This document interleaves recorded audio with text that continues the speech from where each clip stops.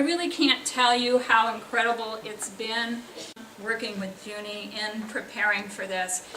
I consider her a colleague, but most importantly, I consider her my friend. And Juney really has the distinct honor of being an appointee under 3 governors. How interesting is that? She was appointed by Governor Brown in November 2011 to hold her current position. She is the Chief Deputy Director at the Department of Rehabilitation. This is her second stint as a Chief Deputy Director after being appointed in February 2010 by Governor Schwarzenegger. And in that role at the Department of Child Support Services, DCSS. And then she was also appointed by Governor Davis in the role of Assistant Deputy Director of Operations and Accountability in 2002. She has a decade of executive experience and over 30 years of public service. She considers she's got a rare talent for forming dynamic and successful administrative leadership.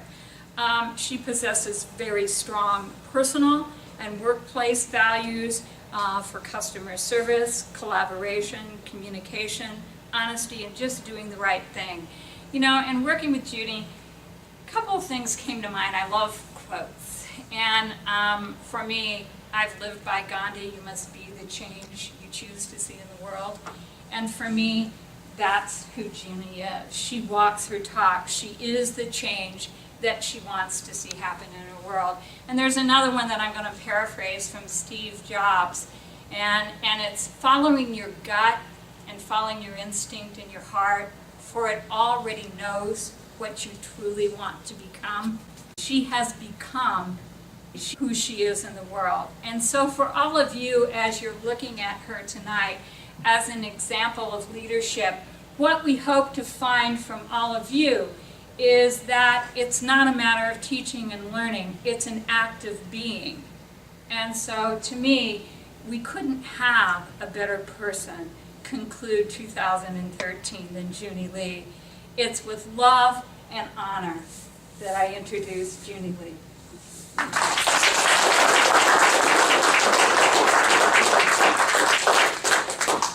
Hello everyone. It's really a pleasure to be here tonight, and I really want to thank you for your commitment of time. The day's been really long, and it's been, I don't know for you, but it's been a really busy time in state government. So I so appreciate your taking the time, making a commitment to have this conversation about leadership. And I want to acknowledge APSIA and USC Price for really taking on a topic as big as leadership, which is so impactful to every organization, particularly government. It's something that I think we can study and learn about, and yet still feel like we don't have the answers.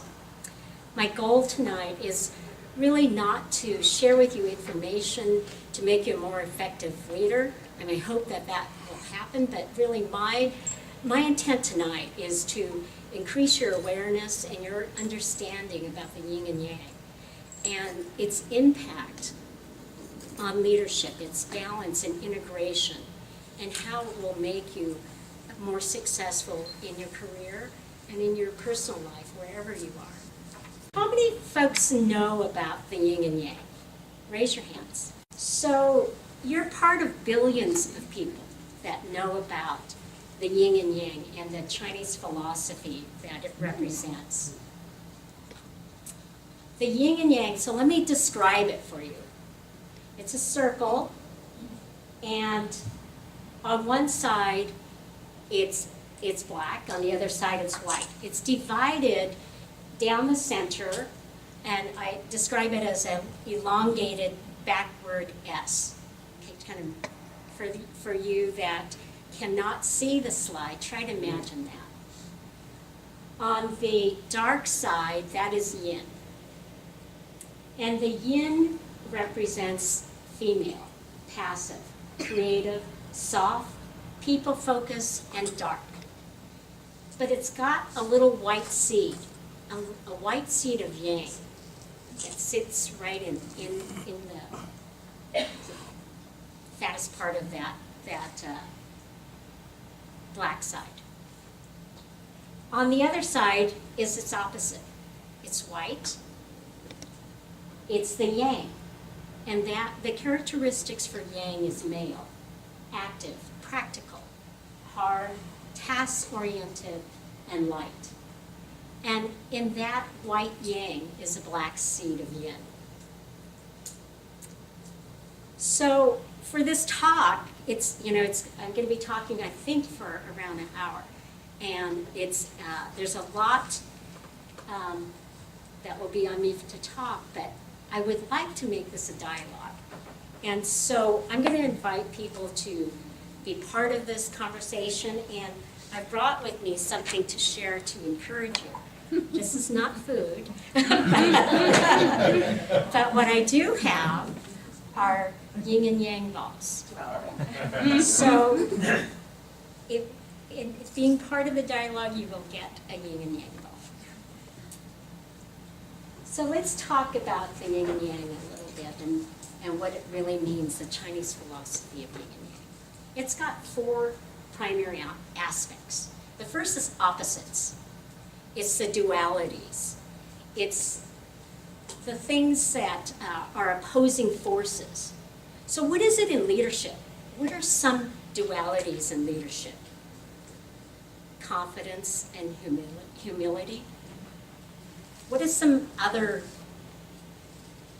dualities or opposites in leadership? It's also things like being authoritative or being consensus building, or being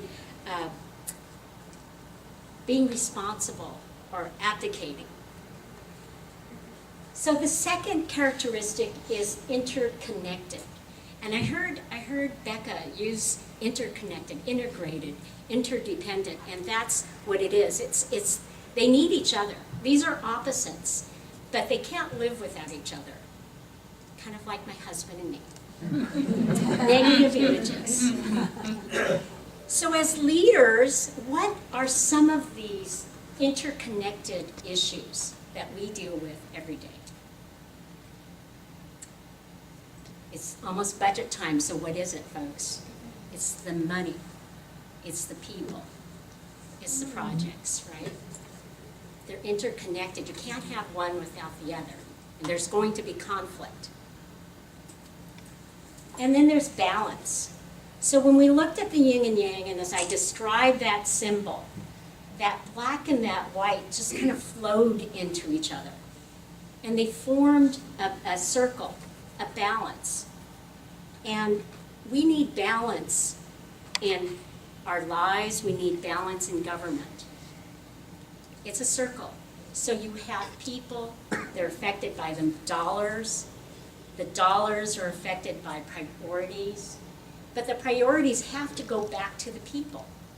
So you've got this circle. You've got this balance. And then the final thing is the yin and yang in Chinese philosophy explains everything. Everything in life. And everything in leadership. So you heard I've had a long career, and I've been studying leadership probably for the last decade. And for me, it was probably in the last year I really started to understand that the essence of leadership is captured in the Chinese philosophy of yin and yang. It's that integrated and balanced approach that we have to take as leaders. The philosophy of yin and yang is very simple, but to apply it every day is not. It's complex. Oops. So I've broken down my talk into 4 parts. The first is my personal yin and yang. And I discovered because I'm the age I am now, that's kind of lengthy. Part 2 is my work yin and yang. Part 3 is yin and yang, leadership development. And part 4 is the essence of yin and yang, leadership. So My personal yin and yang is my backstory, and it has influenced who I am as a leader. It's got opposites and contradictions. It's good and it's evil. It's hard and it's soft, and it's death and it's birth. And so with that segue of birth, I'm going to start with my yin, my backstory.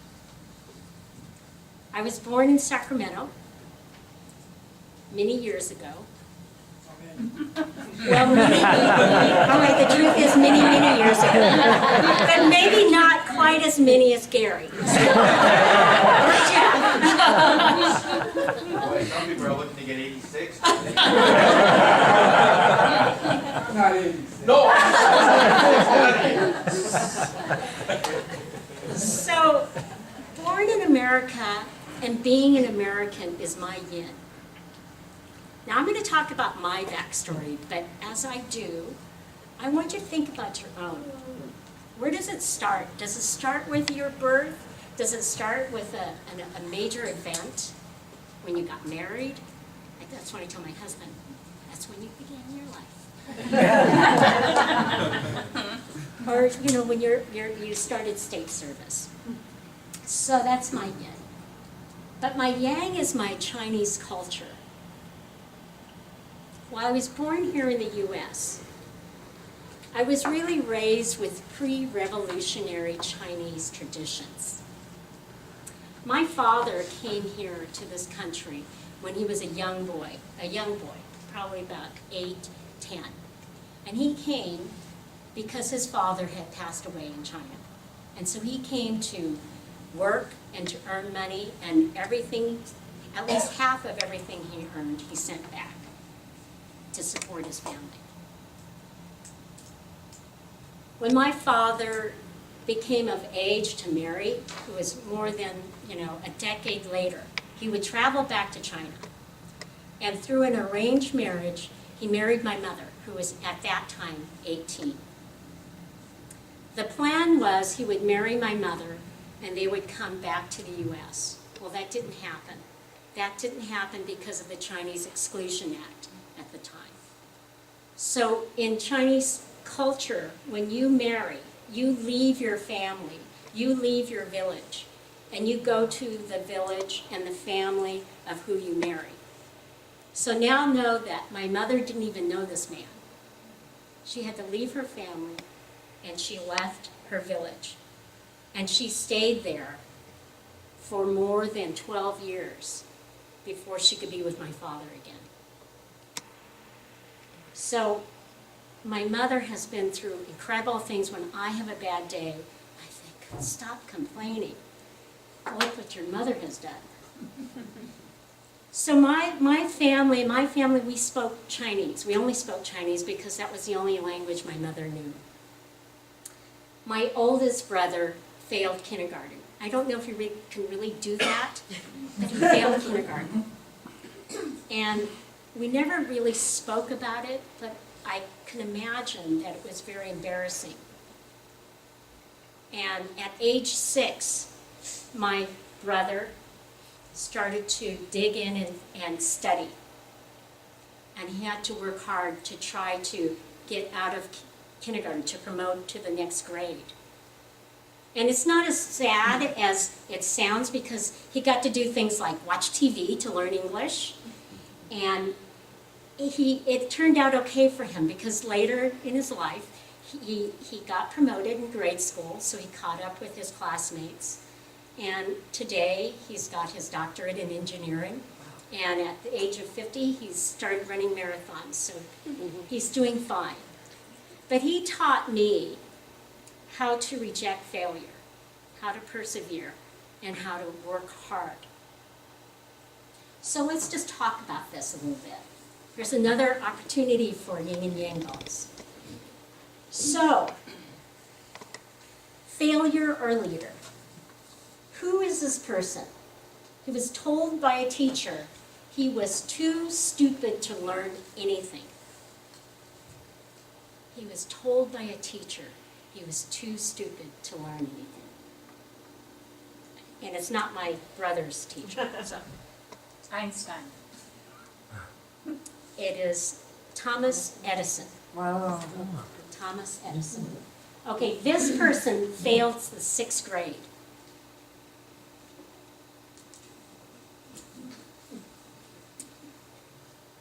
Failed the 6th grade. Anyone want to admit to it? Winston.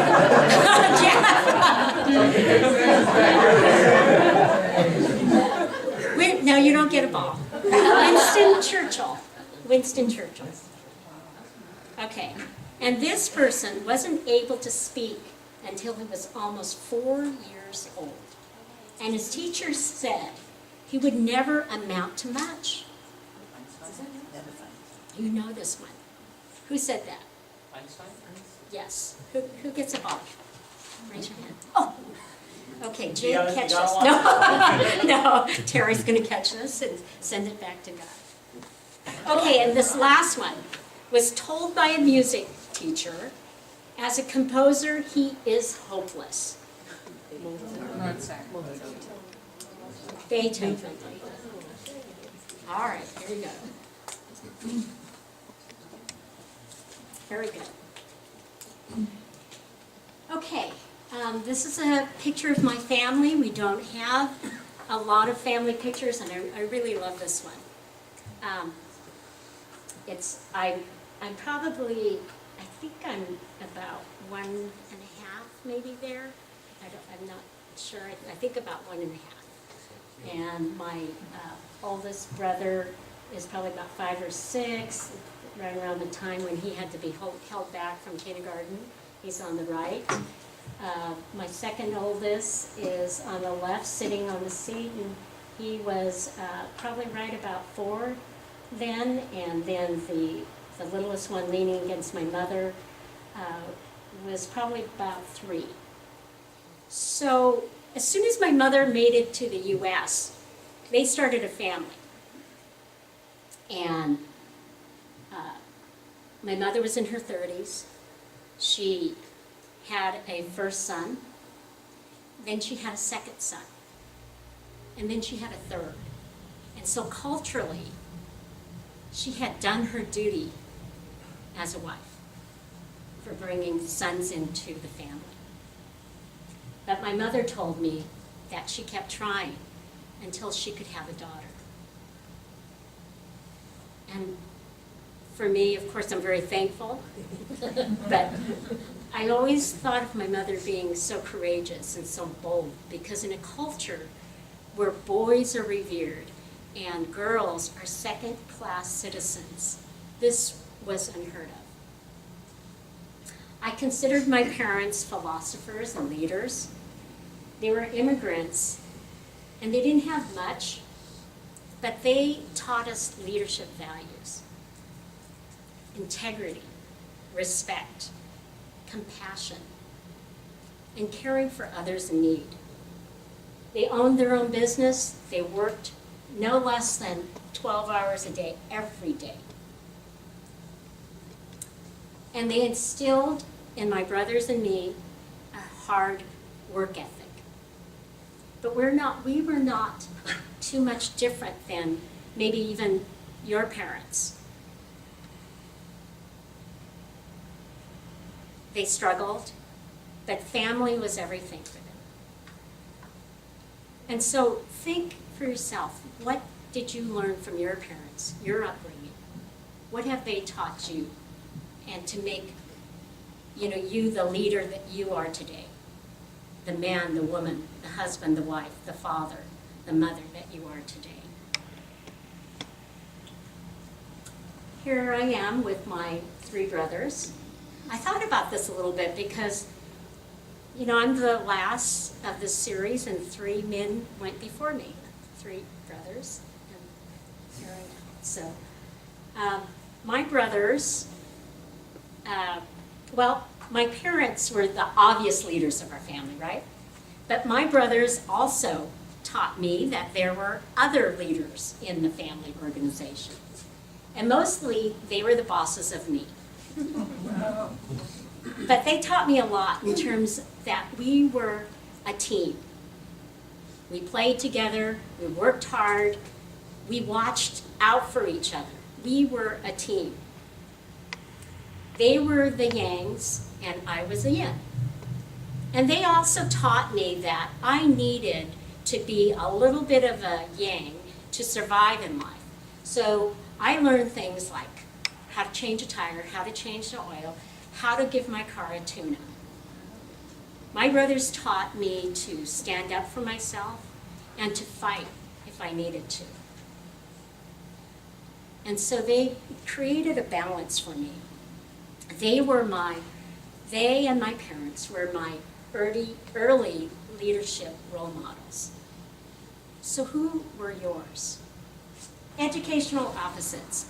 Similar to first generation Americans, I didn't excel in English, I excelled in math and science. And I was nerdy, I was in honors calculus, I was being tracked to be an engineer or a biochemist or an economist, like my brothers.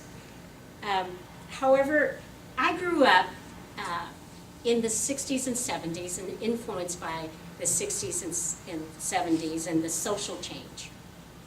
So instead of engineering, I went into applied behavioral science and focused on community development.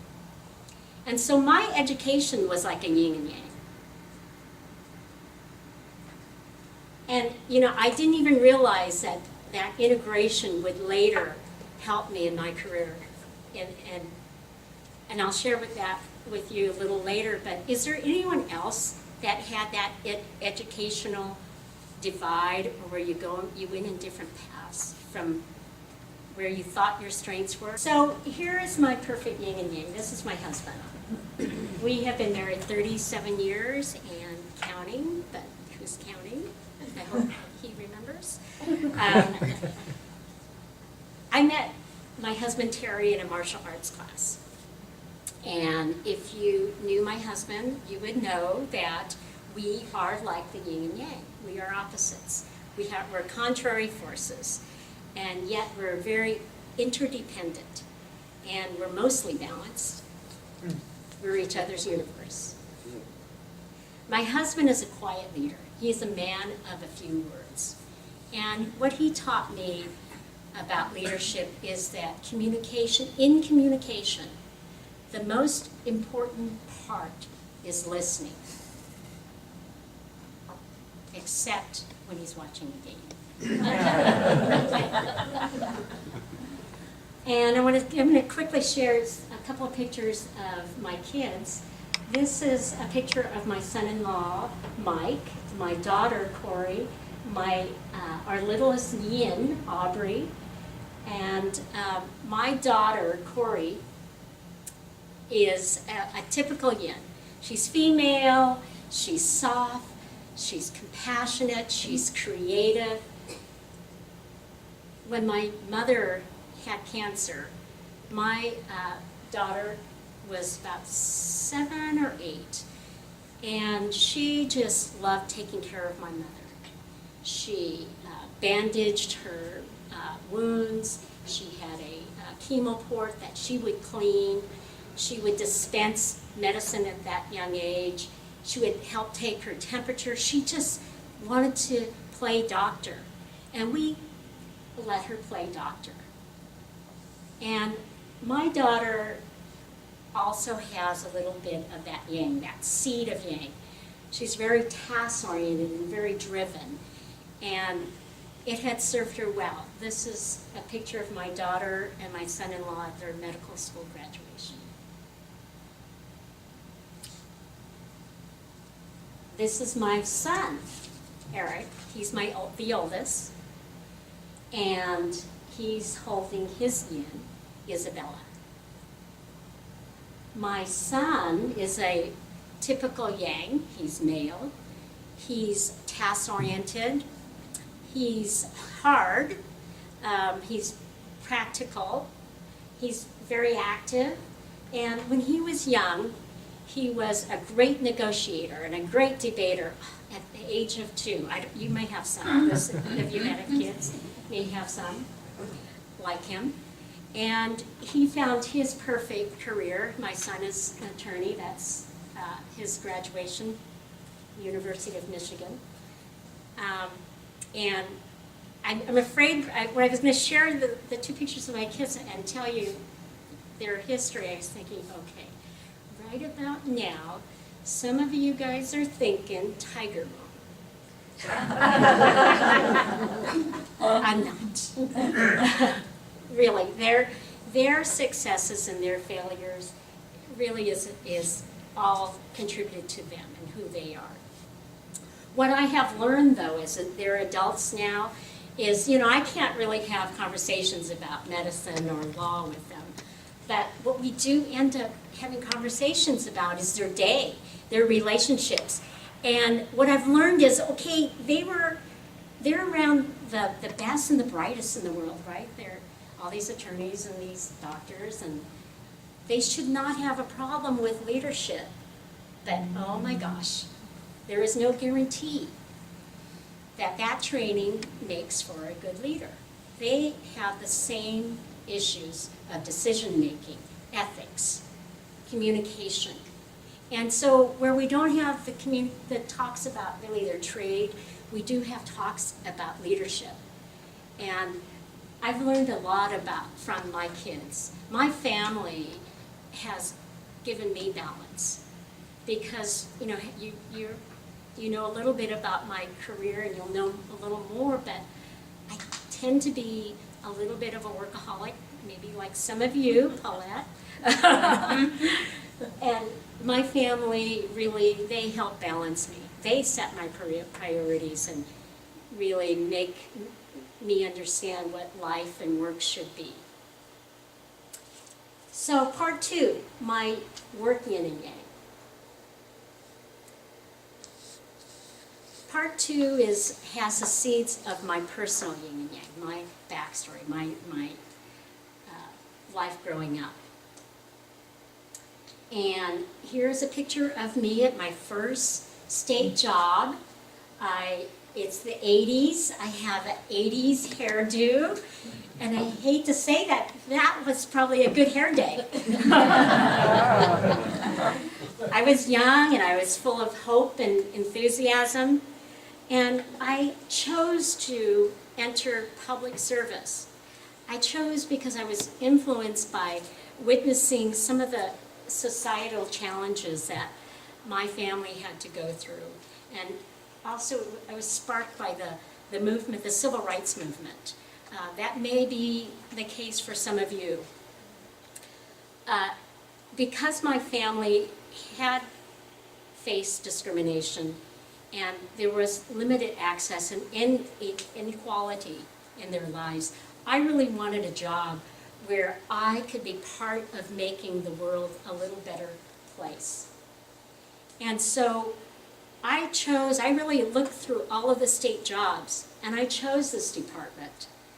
It was a perfect fit. The Department of Rehabilitation, not corrections and rehabilitation, but the Department of Rehabilitation works with people with disabilities to obtain employment, independence, and equality. It was a perfect fit. So, what influenced you in your first job? Your first real job, not probably, waiting tables or serving coffee, but what influenced you for your first job? Okay, so 18 years, I spent 18 years as a counselor. And I made a 180-degree turn. So I surprised myself and I surprised my colleagues that I would change careers.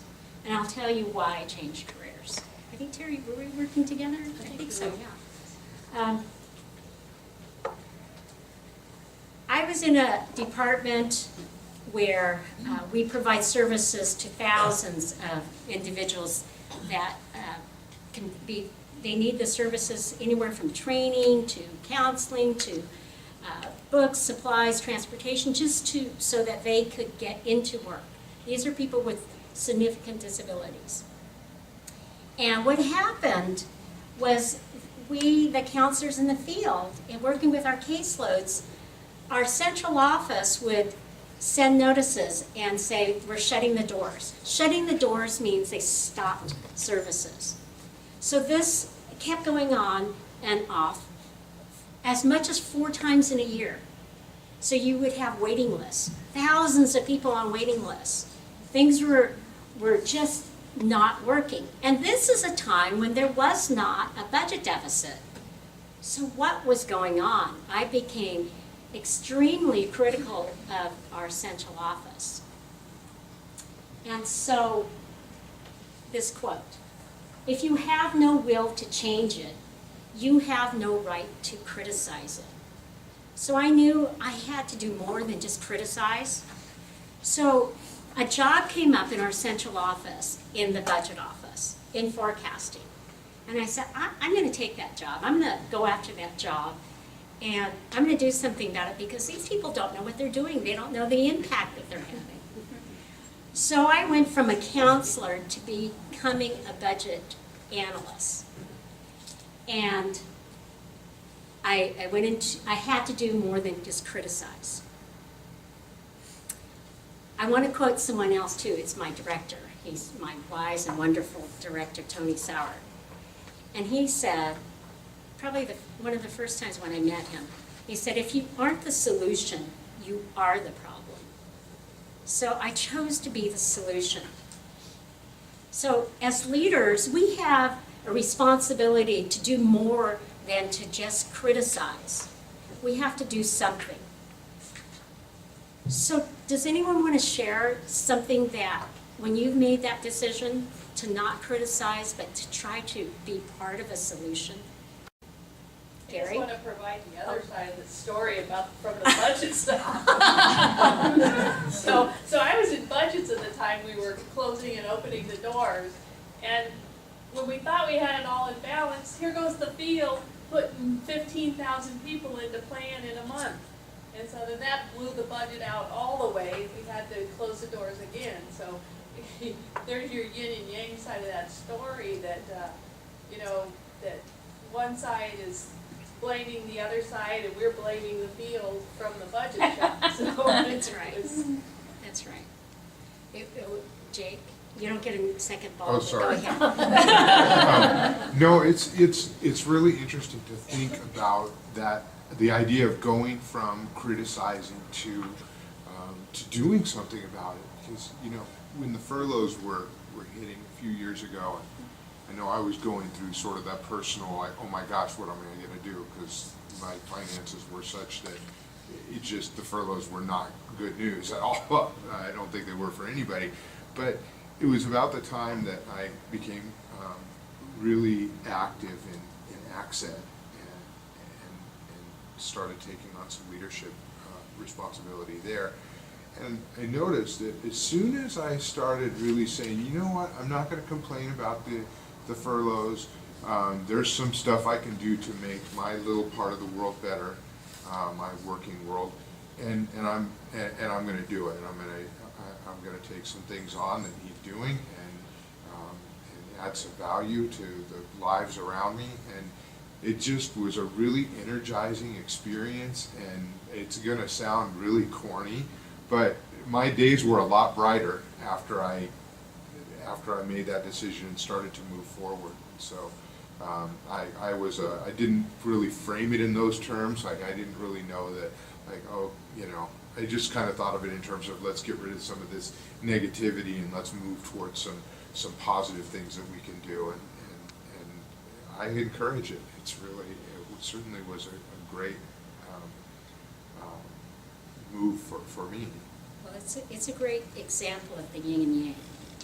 Criticizing, moving away from criticizing to being part of a solution.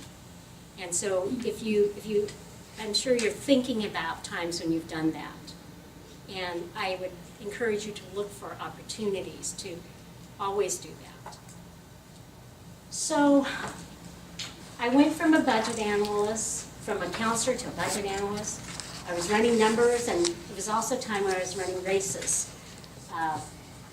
A year after I joined the budget shop, services stabilized, and they've been stable since. This is a picture of my mentor. The guy on the right is Vern, and the person behind me on the left is Teresa Corielli, who is our deputy director. So this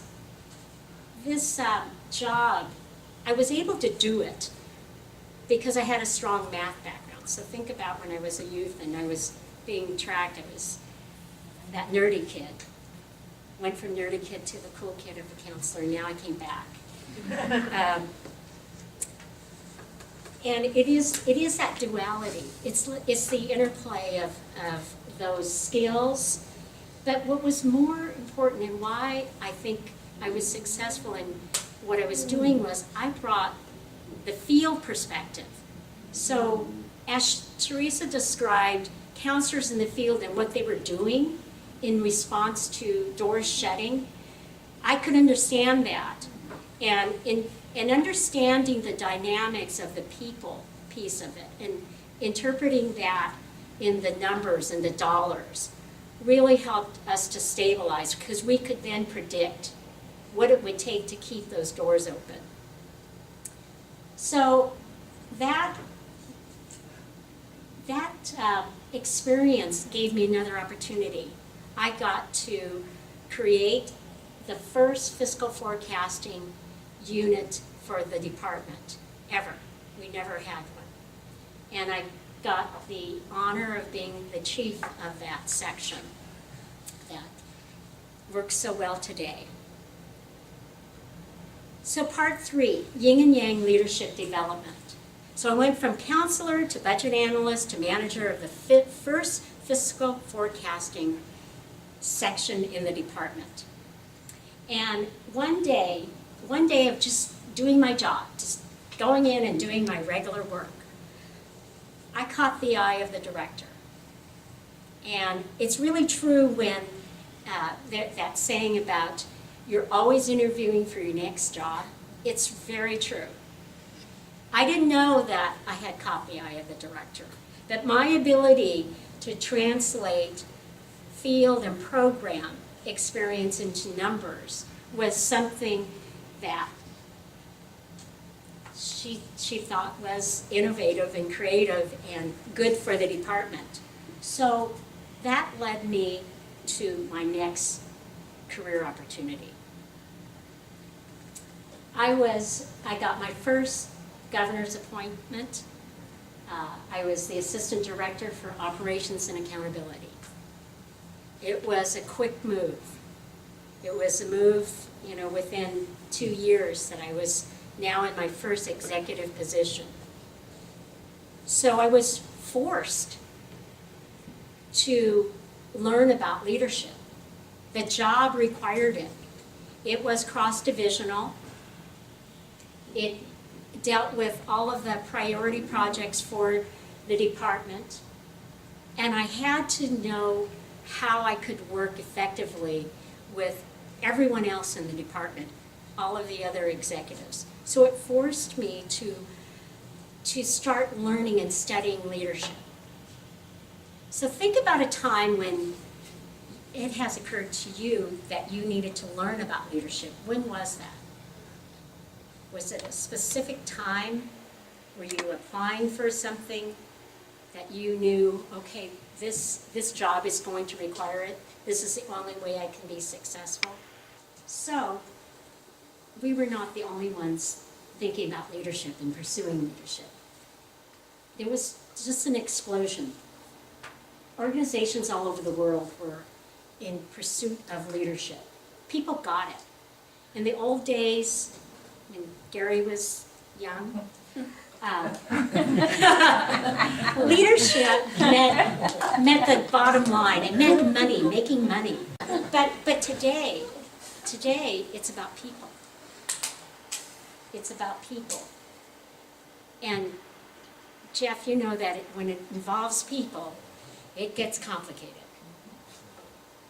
So we in government, I think in the last 5-10 years, we've probably had the toughest times.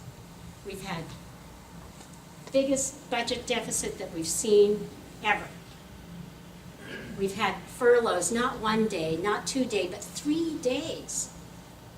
3 days. How can you take a 15% cut in pay like that? We've had resources cut. We've had services and programs cut. We've had a hard time. So what did we do? The California Health and Human Services, the agency that our department is under, the agency which serves the most vulnerable people in California. What did they do? They started to, about 5 years ago, they started to identify the leadership competencies that would be needed for government employees for success. And so they developed this, the leadership competency model. It's a wheel, and the wheel is divided into 6 parts. The 6 parts is communication, teamwork, knowledge base, decision-making, customer service, and personal leadership. That wheel helped guide me in my leadership development. And I'm really proud today because I walk through my department and I see that wheel posted up in the cubicles and the offices of many of our leaders. They started an academy, the Leadership Development Academy, which is still in place today. So, in the last 10 years, this whole explosion of leadership. So how many books have been written? I have on this slide, a number of books that I've read, maybe not all of them, some of them I've read a couple of times. But anyone guess how many books have been written in the last 10 years? Come on, Mika, you look like you've got a guess right there. Hundreds probably. Hundreds? Not quite. Anyone guess? More than hundreds. 25,000. 25,000, more than you can read in a lifetime. So there's one book, it's Jim Collins, Good to Great. Anyone read that? Good to Great? Good book. Read that twice now. So Jim Collins, every time I read it, it's something a little different. But I picked that book because there is a yin and yangness of his book. And I don't know if you read it again, you might see it. He talks about leadership, and he talks about level 5 leadership. And level 5 leadership is the peak, right? He's not the only one that talks about level 5 leadership. There's others. John Maxwell talks about it. And Dave Logan, Tribal Leadership, talks about level 5. But what I like about what Jim Collins' book said is that there is this duality in leadership, in successful leadership, that you have to have the qualities of ambition along with humility to be a successful leader. And that the successful leader has to have an ego, but the ego can't be for self, it's for the organization. So you're giving to the organization, but you still have an ego. This is the yin and yang of what he talks about. He talks about moving an organization from good to great, using those dynamics of yin and yang, not in those words, but in the terms, in those understanding that there is that balance. So in my pursuit of leadership training, I've read books, I've attended leadership trainings, I've carefully chosen my role models for leadership, and I just know that leadership is complex. At this time, something else was going to happen to me again. And ready or not, my career was going to change again. And you could say it was either charmed or cursed, depending on when you talked about it. But I was given an opportunity to be the admin deputy for the department. And it was that opportunity came in less than 1 year after my first executive appointment. So I was going from the frying pan into the fire. And I did not know it would test my leadership ability beyond my imagination. The first 2 years of my career as an admin deputy were probably the worst in my life. I inherited staff, some of which competed for that job, that did not feel that I should be in that position. Many of those managers, if I think back, I think all of those managers that I supervised left the department. I knew that I owned some of that as an inexperienced leader, but some of it I couldn't control. Some of it, there was nothing I could do. During those first 2 years, there were so many days that I just felt like I wanted to give up. That I didn't have what I needed to have to be a leader. But just like my brother, when he was age 6 and failed kindergarten, I just dug in. I studied, and I was determined not to fail. And so, consistent with the yin and yang, where there's bad, there's also good. And I was fortunate because there would be a lot of good. I got to hire and to bring on my own core managers, my own team. And I threw everything I knew about leadership into this job. So I knew I was still a grasshopper in terms of leadership. I was still new. The agency competency wheel of 6 core competencies, I studied them, but it almost seemed too big, too much. So I had to simplify things. I had to take it down and distill it in the way that I could use it and apply it. So I picked 3 things, my 3 C's. And it's communication, collaboration, and customer service. And that's where I put my focus. So I looked at the division and I said, what do I do to increase communication? The division never had a division-wide meeting. Never had one. The department had been around for 40 years. 200 staff, never pulled together. So we had our first ever division-wide meeting. I tore down silos. I tried to bring those sections that were so interdependent on each other together. And we did so by creating knowledge base, collaboration. And it was taking experts from every section and allowing them to lead and to teach.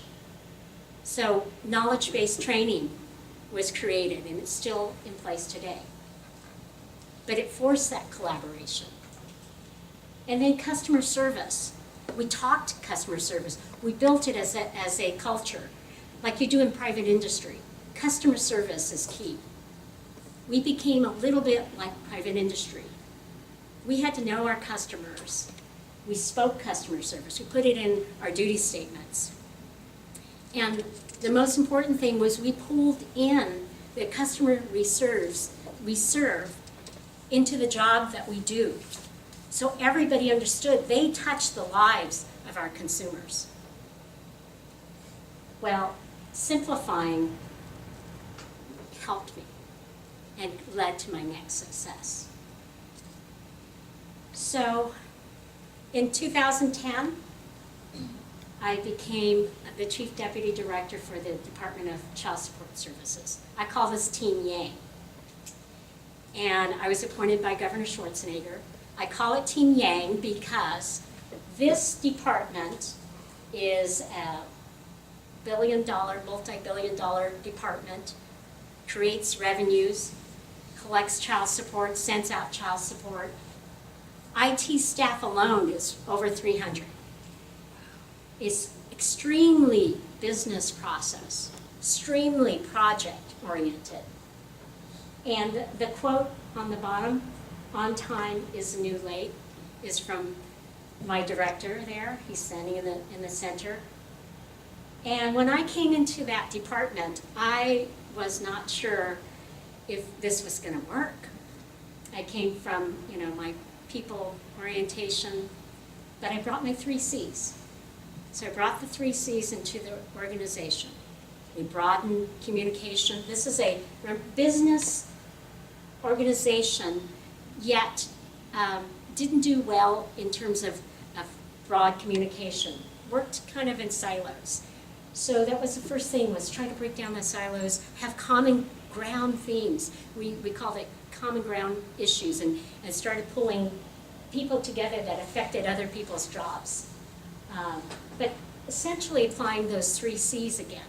My director was opposite of me. He was also an attorney, so he's very business process, and I was people. But we made a great team. We complemented each other. We were opposing forces, but worked really in harmony. And the comments from the team and the smiles that you can see, that we were often told that we were the best team that the department had. But that wouldn't last. My director retired after less than 2 years. And it was quite devastating, but when one door shuts, another opens, or window, whatever that is. A position at the Department of Rehab for Chief Deputy opened. And so this is what I call my Team Yin. You'll see some of the folks from APSIA there, my director in the center. The Department of Rehabilitation is a great department. It is people-oriented, it is caring, it's respectful, it's inclusive, it's transparent. It's so great. It's so great. But, and here's the but. In terms of performance and what we did as an organization and as a program, we didn't do anything different than we did 10 years ago, 20 years ago, 30 years ago, 40, and we just celebrated our 50th anniversary. Oh, the Department of Rehab is the largest vocational rehabilitation program in the country. We're the largest, we're the biggest, we have the most money. But in terms of performance, we're in the bottom third. So coming into a department, coming back to my Yin department, I was really worried and agonized. How will I be the chief deputy of this organization, and how can I bring it up from good to great? So I recognize that when I left the Department of Child Support, a business-oriented department, and came back to the Department of Rehabilitation, a people one, that these were dualities. And these opposites were what was needed to make a successful organization. They were contradictory in terms of their focus, and it was in the context of yin and yang that I really understood that I needed a balance. I needed to bring that balance back to this organization to make it successful, to make it whole. And I had to create this organizational equilibrium where problems get solved for the good of the people. So part 4, the essence of Yin and Yang leadership. So it was at that time that I really understood that Yin and Yang captured the essence of leadership, successful leadership, that there was a balance, there was an interplay between the people and the business, the soft skills and the hard skills, and that there were not really enough organizations, there were not enough leaders that really understood that understood the holistic approach to leadership and success. And so we have thousands of books. We had all of this training, and we had people talking about leadership, but why were people still having a hard time? When the rubber hit the road, and you had to apply leadership. Why was it not working in state government? So, we're going to have more yin and yang ball opportunities. So here's true or false. First question, or first statement, true or false. Everyone can be a leader. I used to think everyone could be a leader, but I started looking around my department, and we would say that, you can be a leader, you can be a leader. But then we started recognizing that not everybody could be a leader. And I think that leadership requires a certain, first of all, desire. Not everybody wants to be a leader. So they're not going to be the role model. They don't want to be the one setting any pace or any tone. Also, you have to be willing to shoulder that responsibility of leadership.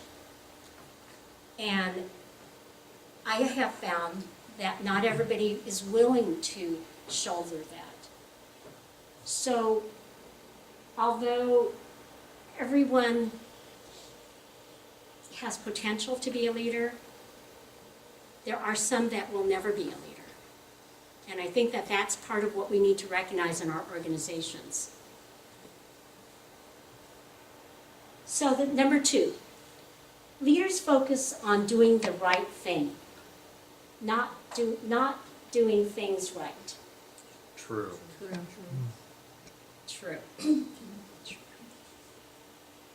Anyone disagree? Okay, he gets involved. I would argue that leaders have to do both. That sometimes you want to do the right thing, but you have a responsibility to either the people you represent or, another issue. I think about security, the IT security.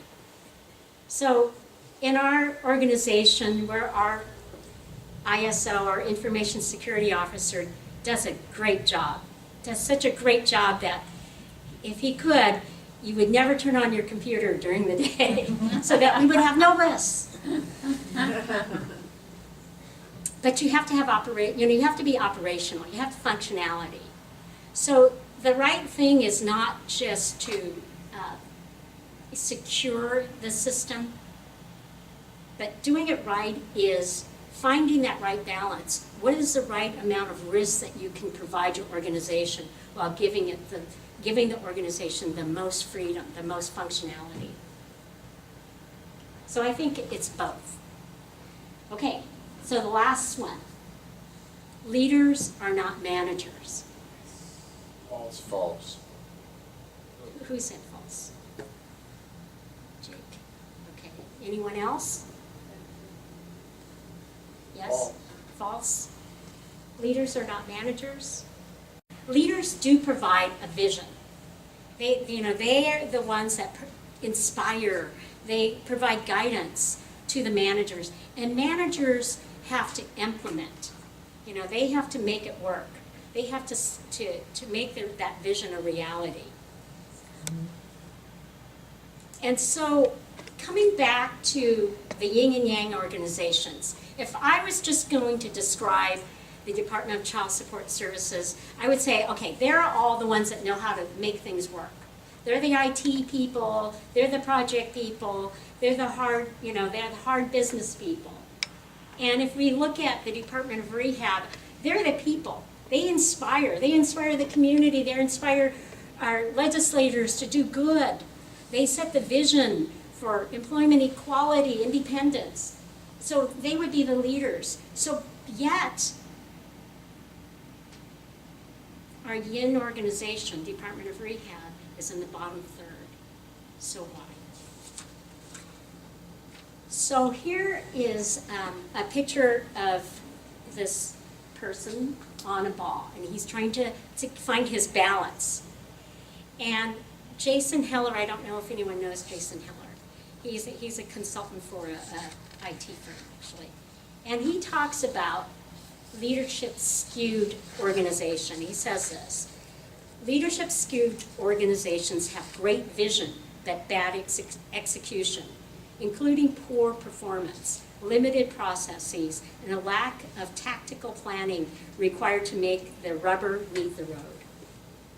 And he also says that if you're a management skewed organization, you often fail because you fail to see the bigger picture. You can be penny wise and pound foolish in defending the status quo. There's a lack of strategy and planning, and the principals are just continuing the current process. So I thought about this because I came from a very business-oriented organization back to a very people one. And if I was going to be chief deputy director to try to raise this organization, I had to take it out of the bottom third of the country, its counterparts in the country. So I thought about it as a yin and yang. I've taken the yin and yang symbol. Remember, you have this elongated backward S, which divides the two colors of black and white. And I've dissected it. There's 4 lines going through it horizontally. And I have the white side as leadership and the black side as management. I put A, and that is for an analyst. S is for a supervisor, M for a manager, and E for executive level. And I've thought about our organization in this way in terms of developing our staff. Because the analysts, we have to have leaders everywhere. And yes, you do set you can lead in your own areas. But the analyst has to learn those hard skills, those management skills. But they also have to have leadership. But in their role as an analyst, they have to have more of those hard skills than they do of the leadership skills. And then as a supervisor, it's gonna expand. You're gonna need more of those leadership skills, less of those hard skills, those tactical skills. And as you go up to management, even more leadership. And then when you get up to the executive, when you get up to that very top part, you're not going to hardly see any management skills, but you can't be void of it. We need leaders and managers throughout the organization. And so every position, analyst all the way up to executive, has to have a balance of both. And when we expect that of our analysts to have those hard skills, and our managers yet to have those leadership skills, it brings that balance into the organization. So think about where you are in this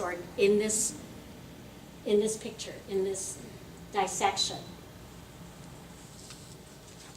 I think for myself that really was my progression, except I jumped up too fast and I wasn't quite ready for that.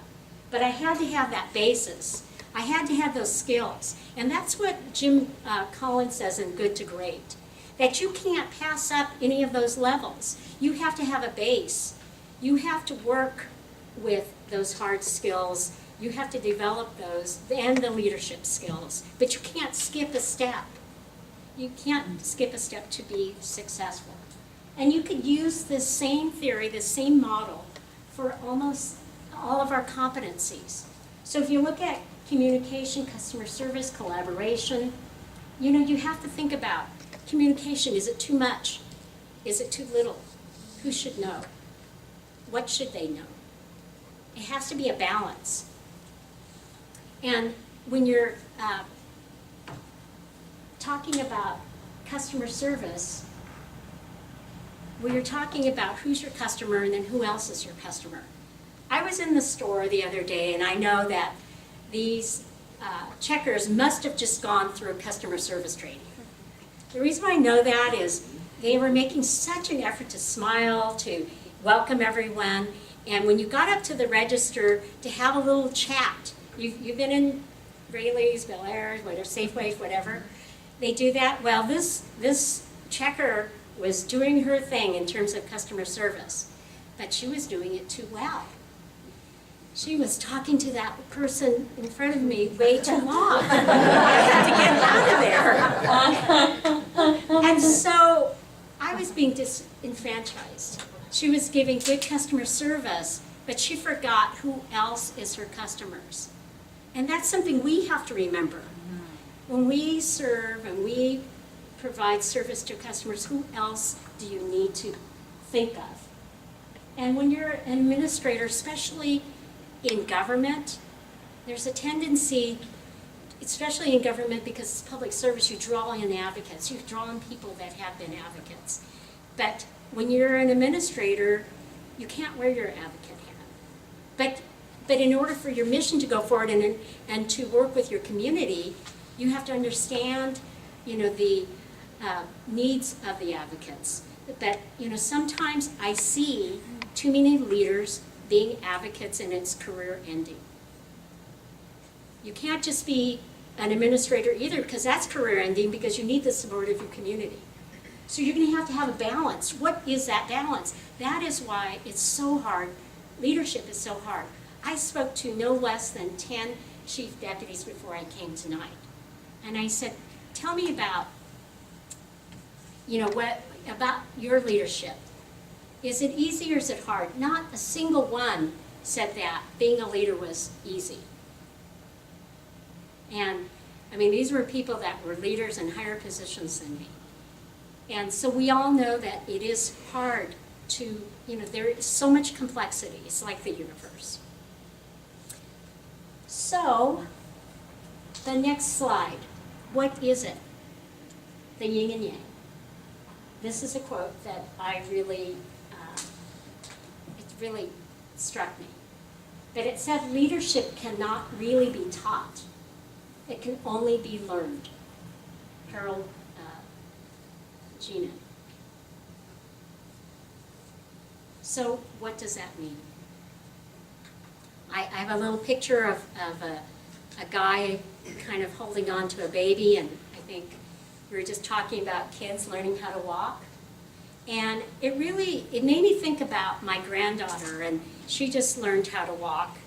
And her process of learning that, first she had to kind of watch someone walk, her parents and other kids. And then she had to have, the desire. She wanted, did she want to walk? And she had to have the skills, the muscle control. And then, she fell. And it was very sad. She hurt, she cried, she became frustrated sometimes. And then sometimes we thought, okay, she's never going to walk because she's just not liking this. But somehow she found her ability. And she found her balance. And that's what we need to do as leaders. We need to find our balance to be successful. So when we talk about the things that we want to do, the competencies that we want to grow in ourselves, such as, communication, you have to think through it. How do I communicate? Who do I communicate? How much? Okay, so am I going to be able to make this work? So this is my granddaughter, our littlest Yin, a picture of her, and this is her first steps. And I think if you click on the picture. Get him. Go get him. Go get him. Nice and easy. That's it. One at a time. That's it. That's it. Oh my goodness. That is good, baby. Yay!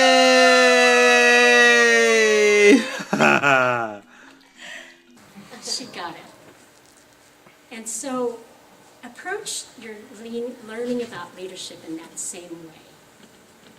You've got to try. And everyone in this room walked in here. So you found your balance. You knew how to make it successful. For me, leadership is, I've studied it for over 10 years. And it's really an everyday study. Every day. For myself, I try to read something about it, listen to something about it. I go into work and talk to Joe about it every morning. And I really strive and I struggle to find the right balance in how to lead. I never let it lose the focus. I don't lose my focus on it. I just consciously try to keep my focus on leadership because I know it's that hard. I'm at the point where, Aubrey is just learning how to walk. I haven't learned how to run yet. I try to keep things simple for myself. Like I didn't go after all those 6 competencies. I try to break it down into 3. Every year I do one thing that helps me just keep focus. And I pick a word.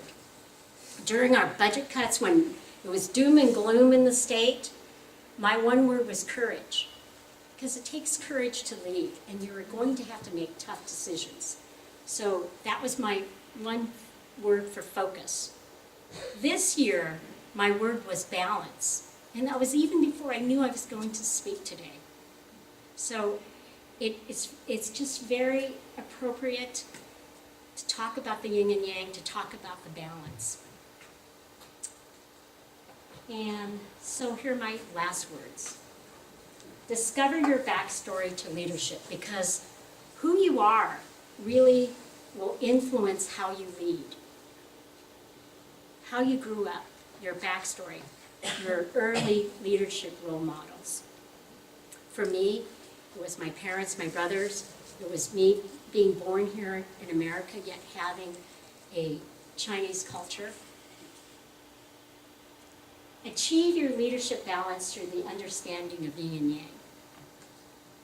For me, understanding that the context that there is balance, there's opposing forces, there's dualities, there's contradictions in leadership, has helped me understand leadership more and to be more successful.